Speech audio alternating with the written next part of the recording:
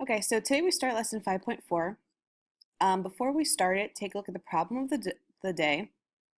Describe and correct the error and simplify the expression. You're going to want to pause the video and solve it. So today we start a little bit of a longer lesson, just because there's different types of problems in this lesson, but it's 5.4 factor and solve polynomial equations. So factoring comes back, what you remember from chapter 4 factoring. It's very, very similar. Because there's polynomials and there's so many different types of polynomials, we will learn a couple new methods of factoring and solving as well. So here's where we start. Here's what we learned in chapter 4. Chapter 4 is quadratics, and we did a lot of factoring there. Here's some types I want to talk about. General trinomial, 2x squared minus 3x minus 20, and we had to factor it. Remember, you had to guess and check what worked with factoring. Perfect square trinomial is one of our special patterns. The 16 was a perfect square, so you would get x plus 4 quantity squared. We also use that to complete the square in chapter 4. Difference of two squares, you're missing that middle term. It's the same thing but a plus minus sign. And common monomial factors, when we factor out a single term. So we're going to take all of this in today's lesson. We're going to take all of these different types of factoring, and we're going to now apply it to chapter 5 with the broader term of polynomial functions. So what is that going to look like? It's going to look like these kinds of problems. So example 1, factor using the distributive property, or the GCF. Sometimes we interchange the two terms. Greatest common factor is the same as its distributive property, but sort of like the opposite of it, like the backwards type of distributive property. So where do we start? Okay, this is a polynomial function because we have an x to the fourth. And actually, if you look at all of them, they have higher exponents. But we see what they have in common. They both have x squared in common. We have a 4 and a 2. You always have to go with the lower of the numbers. So I factor out an x squared, and then draw a parenthesis and write what's left. Now remember, when you are actually taking away two x's, because x squared is two x's, right? 4 minus 2, you're left with x squared. And I take out the x squared here, I'm left with plus 2. And that's it. That's my answer.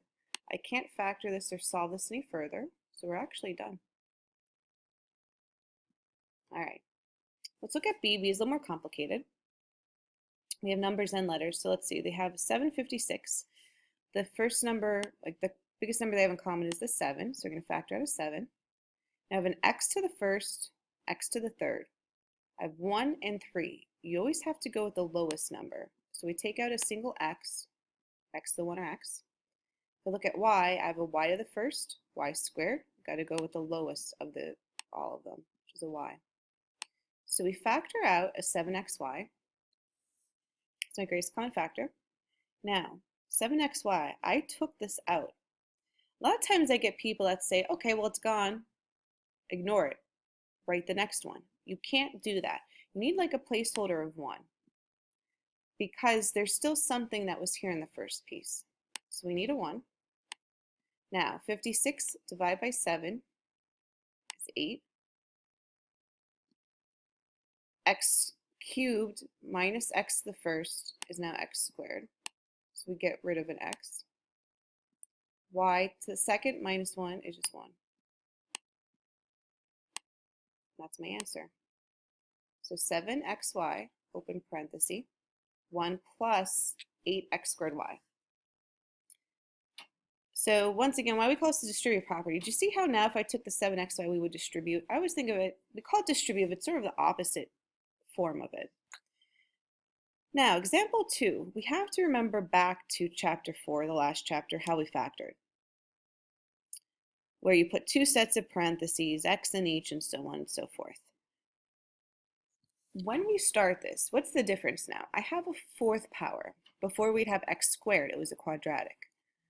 I have a fourth power. Before it would be a square. I have an eighth power. So what we're actually going to do here, same idea where we set a parenthesis. So draw your two sets of parentheses, like open parentheses. All right. Now, I don't just have an x squared. X squared, I put an x in each. I have 4 of them now. So to evenly distribute them, we put a 2 in each. So x to the 4th now becomes x squared in each. I look here. It's a positive. That means signs are the same. I go here. They are both negative. Now 9, what are my factors? 3 times 3, or 9 times 1. 3 times 3 gives me 9. If I add 3 and 3 together, I get 6. So 3 it is. So do you see how what we did in the last chapter is important because we're using the same factoring rules, but now we're doing polynomials. So no longer will we always see a square. We could see a 4th. We could see a 10th, 100th, 26, anything that's an even number where we could evenly split up the number of x's. Next one here, we take a look to parenthesis sets. This is going to be one of our special pattern ones. One thing I do want to mention, you always want to ask too, is there a GCF like here? But if I go back for a second, x to the 4th, 6x squared, and 9, they have nothing in common. And also ask yourself, can you continue to simplify? But you'll see that as we go through it. If you notice in B, first of all, you know it's a special pattern because we're missing the x, the thing in the middle. And if you look, 16 is a perfect square, and so is 81. This is a difference of 2 squares, similar to this one here, difference of 2 squares. So 16, it's a 4 and 4, right? But x to the 4th means we split them in half. So it's a 4x squared, both.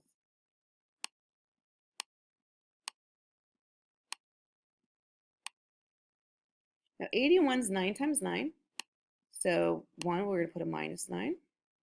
1, we'll put a plus 9.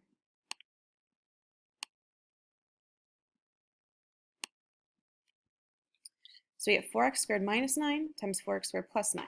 Now think for a second. Always ask yourself, could you simplify it further? The answer is actually yes. This one is a difference of 2 squares again. Now there's no special pattern for a plus like this, only a minus. So we can actually go one step further, right? 2x plus 3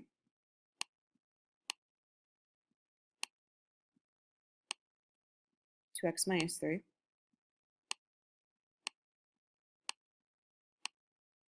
Then bring down the 4x squared plus 9.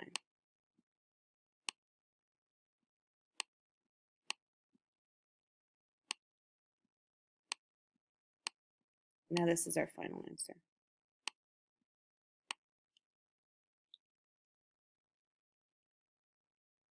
So we're always going to ask ourselves, is there a GCF first? And then when we're done factoring, can we factor further? Now, for the last one here, if I take a look, they do have a GCF, right? They do all have something in common. They all have 2 in common. And my exponents are 8, 5, and 2. Always go with the lowest. They have 2 in common. So I'm going to actually take out a GCF of 2p squared. So let's see what's left over after that. I have p to the 6th plus 5 p to the 3rd plus 6. Hopefully you could see my exponents there. That's a 6 and that's a 3. So we can make that a little bit better. All right. From now, bring down the 2p squared. We're going to factor 2 sets of parentheses. Now, if p to the 6, we want to evenly split it in half, right? So 6 would be what? 3 and 3. So put p to the 3rd in both. Signs are the same, they're both positive. 6, I want 3 and 2. 3 times 2 is 6. 3 plus 2 is 5.